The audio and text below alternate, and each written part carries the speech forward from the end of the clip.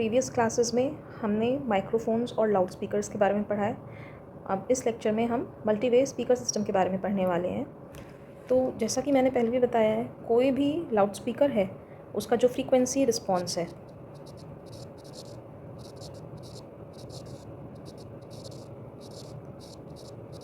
Frequency response मतलब जो हमारी ऑडियो रेंज है फ्रीक्वेंसीज़ की 16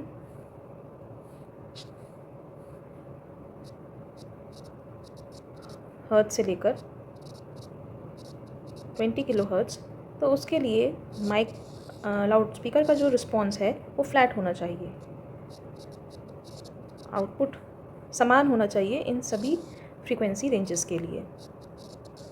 बट प्रैक्टिकली अगर हम देखें तो ऐसा एक सिंगल लाउड स्पीकर कर पाए ये संभव नहीं होता है। एक सिंगल लाउड स्पीकर के लिए पूरी ऑडियो फ्रीक्वेंसी रेंज के लिए सेम रिस्पॉन्स देना, फ्लैट रिस्पॉन्स देना संभव नहीं होता। तो जो लोअर फ्रीक्वेंसी रेंज है इसके रिस्पॉन्स को, लो फ्रीक्वेंसी रिस्पॉन्स को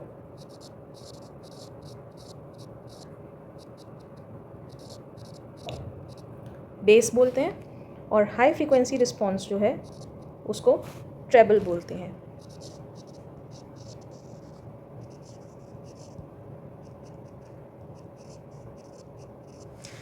तो किसी भी लाउड स्पीकर का बेस और ट्रेबल दोनों अच्छा होना चाहिए और सिंगल लाउड स्पीकर ये कर नहीं सकता। तो इसका सॉल्यूशन क्या होता है? Multiway speaker system.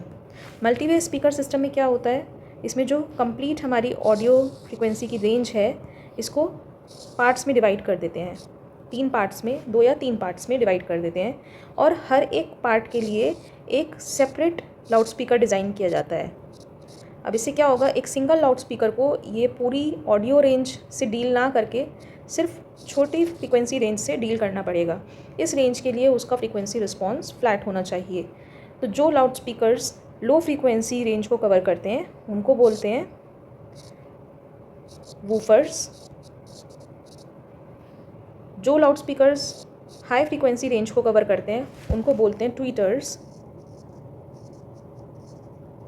और मिडिल फ्रीक्वेंसी रेंज को कवर करने वाले लाउड स्पीकर्स को बोलते हैं स्क्वैकर्स।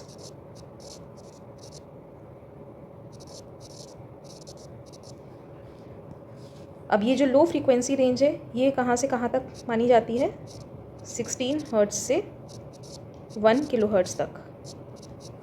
ट्वीटर्स हैंडल करते हैं हाई फ्रीक्वेंसी रेंज जो कि होती है अबव 1 किलो हर्ट्ज़ और स्क्वैकर्स डील करते हैं मिड फ्रीक्वेंसी रेंज 500 हर्ट्ज़ से 5 किलो हर्ट्ज़ तक।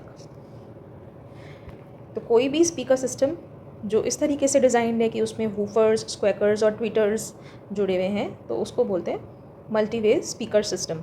इसका रिस्पॉन्स सिंगल लाउड स्पीकर से बेटर होता है। नेक्स्ट हमें हाई-फाई सिस्टम के बारे में पढ़ना है। हाई-फाई का फुल फॉर्म है हाई फिडेलिटी सिस्टम। तो हाई फिडेलिटी सिस्टम पढ़ने से पहले हम समझेंगे ये फिडेलिटी शब्द का अर्थ क्या है। तो फिडेलिटी का अर्थ है फेथफुलनेस,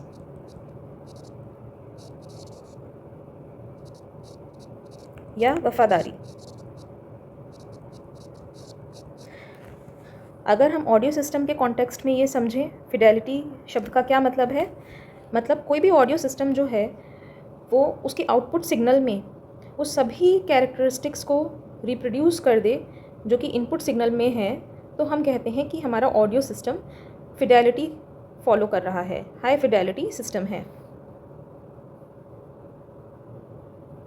तो अगर हम फिडेलिटी वर्ड की डेफिनेशन देखें तो ये क्या बताता है फिडेलिटी वर्ड, कि हमारा जो ऑडियो सिस्टम है उसमें कितनी क्षमता है कि वो अपने आउटपुट सिग्नल में, इनपुट सिग्नल में प्रेजेंट सभी कैरेक्टरिस्टिक्स को रिप्रोड्यूस कर सके।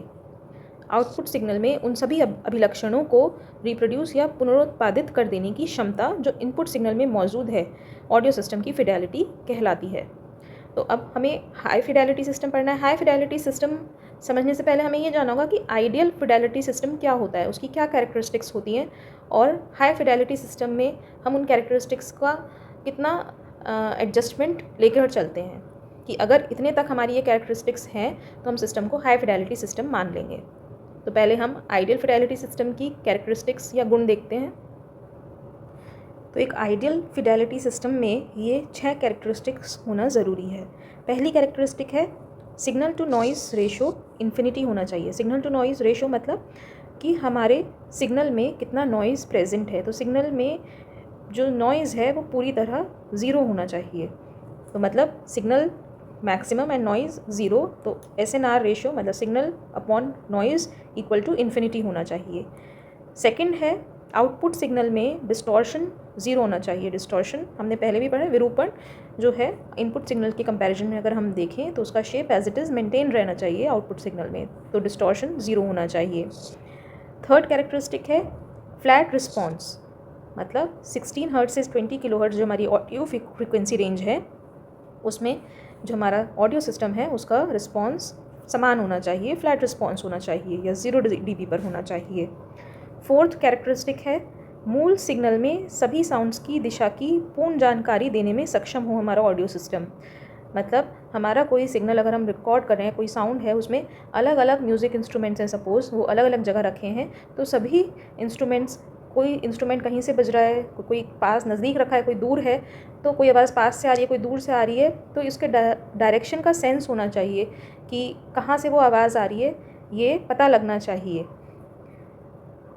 0 dB से 130 dB सिग्नल पावर तक हाई डायनेमिक रेंज होनी चाहिए।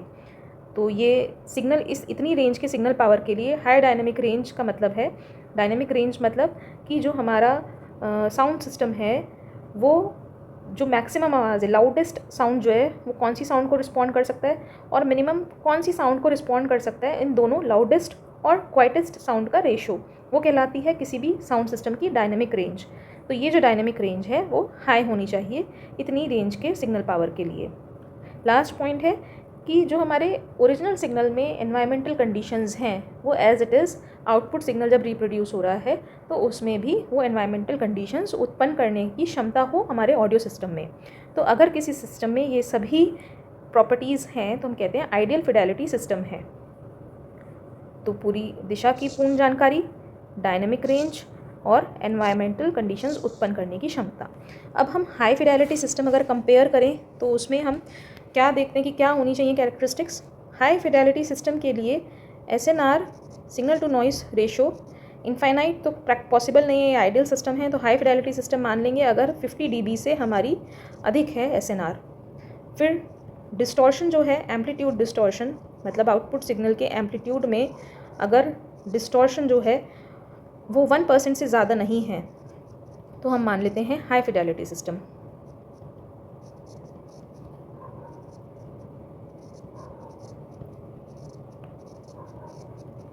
थर्ड है हमारी फ्लैट रिस्पॉन्स। तो फ्लैट रिस्पॉन्स पूरे ऑडियो फ्रीक्वेंसी रेंज में तो पॉसिबल नहीं है, तो अगर 40 हर्ट्ज से 15 किलो हर्ट्ज की रेंज के बीच में जो फ्रीक्वेंसी रिस्पॉन्स है वो ±1 dB की लिमिट में है तो मान लेते हैं कि रिस्पॉन्स गुड इनफ है।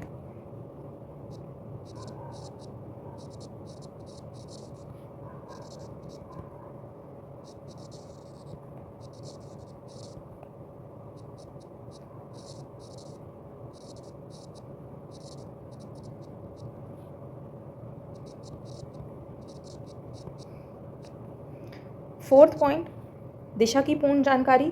तो इसके लिए जो हाई फिडेलिटी सिस्टम्स हैं वो स्टीरियोफोनी सिस्टम का इस्तेमाल करते हैं।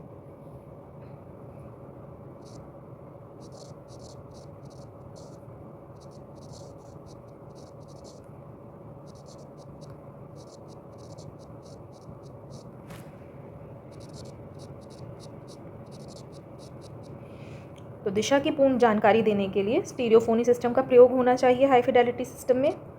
नेक्स्ट है डायनेमिक रेंज। तो डायनेमिक रेंज 0 dB से 130 dB तक ना होके 20 dB से 80 dB कम से कम इस रेंज के लिए डायनेमिक रेंज हाई हो।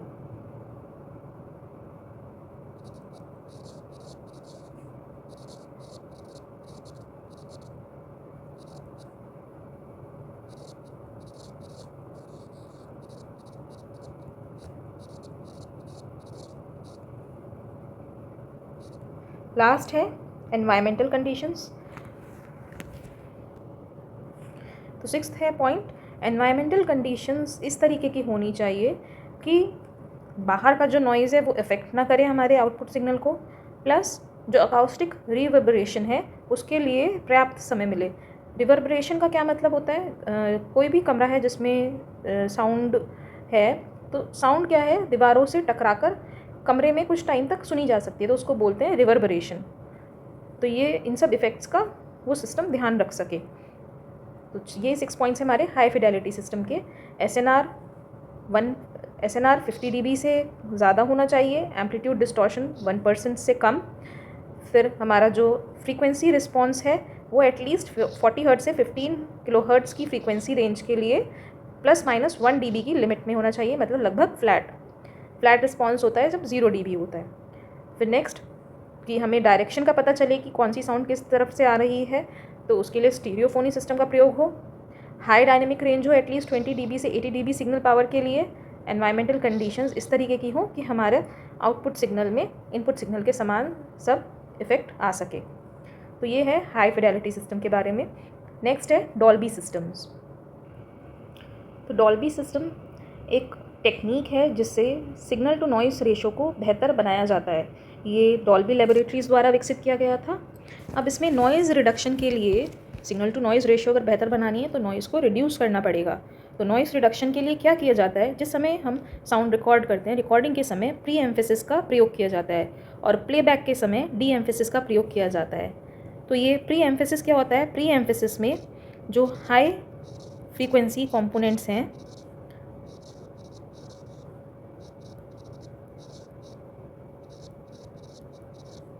उनका एम्पलीट्यूड बढ़ाया जाता है। जब हाई फ्रीक्वेंसी कंपोनेंट्स का एम्पलीट्यूड बढ़ा दिया जाता है तो एसएनआर इंक्रीज़ हो जाता है। डी एम्फेसिस के वक्त इसका विपरीत किया जाता है, जिन फ्रीक्वेंसी कंपोनेंट्स का एम्पलीट्यूड बढ़ाया गया है उसको घटाया जाता है।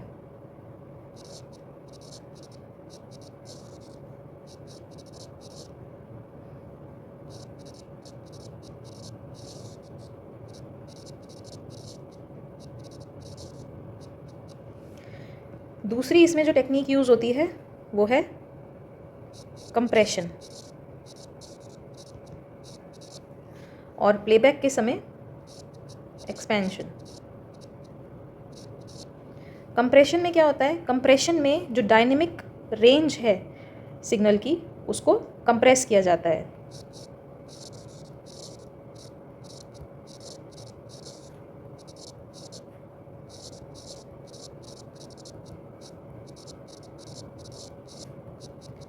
ऑडियो सिग्नल की डायनेमिक रेंज को घटाया जाता है या कंप्रेस किया जाता है। ये कैसे पॉसिबल होता है? डायनेमिक रेंज को कम करने के लिए जो कम शोर वाले, कम आवाज़ वाले पोर्शंस हैं ऑडियो सिग्नल के, उनकी एम्पलीट्यूड को बढ़ाया जाता है।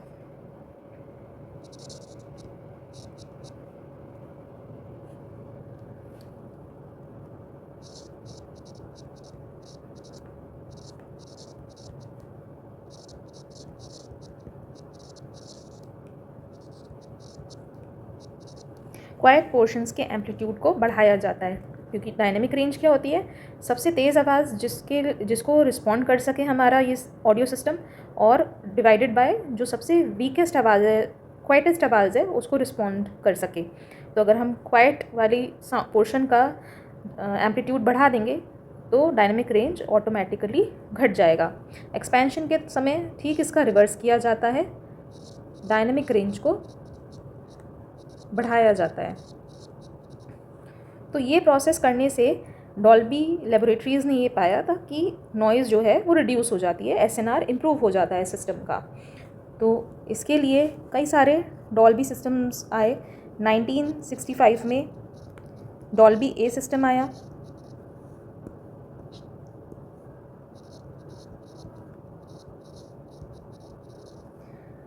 फिर 1968 में डॉल्बी बी सिस्टम। अब जो ये डॉल्बी ए सिस्टम है और डॉल्बी एक एसआर सिस्टम भी इंट्रोड्यूस हुआ था, ये प्रोफेशनल यूज़ के लिए हैं।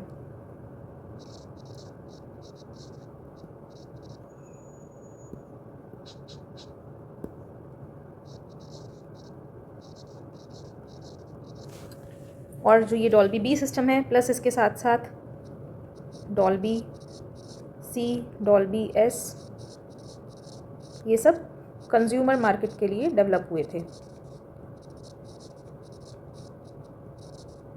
लेकिन अगर हम आज के सिनेरियो की बात करें तो ये बहुत ज़्यादा एडवांस हो चुके हैं। अब हम अगर थिएटर्स में हम मूवीज़ बुक करें, ऑनलाइन आप बुक माई शो पे अगर जाके मूवी बुक करना चाहें तो वहाँ पे आपको दिखता है कि कौन सी स्क्रीन में कौन सा ऑडियो सिस्टम यूज़ हो रहा है, डॉल्बी 7 या डॉल्बी एटमॉस। तो ये बहुत ज़्यादा एडवांस हो चुके हैं, आप इसको और डिटेल में बुक से पढ़ सकते हैं। ये था फ़िलहाल डॉल्बी सिस्टम्स के बारे में एक छोटा सा रिव्यू। नेक्स्ट हम ऑडियो सिस्टम्स में नॉइज़ और डिस्टॉर्शन किस किस प्रकार के हो सकते हैं उसके बारे में पढ़ेंगे।